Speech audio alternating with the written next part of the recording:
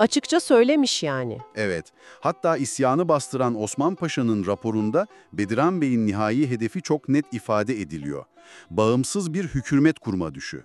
Yani Osmanlı onun niyetinden en azından ciddi şekilde şüpheleniyor, hatta bağımsızlık peşinde olduğunu düşünüyor. İşte bu noktada işler iyice sarpa sarıyor sanırım. Özellikle şu Nasturi katliamları meselesi.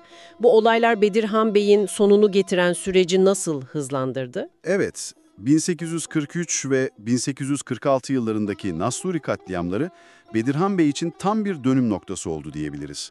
Hem içerideki hem de dışarıdaki konumunu çok sarstı. Nasturiler kimdi tam olarak? Hakkari ve çevresinde yaşayan köklü bir Doğu Hristiyan topluluğu. Olayların arka planı da epey karışık aslında. Bir yanda yerel güç çekişmeleri var. Mesela Hakkari Bey'i Nurullah Bey ile Nasturi Patriği Marşamun arasında ciddi bir gerilim var. Başka? Diğer yanda bölgede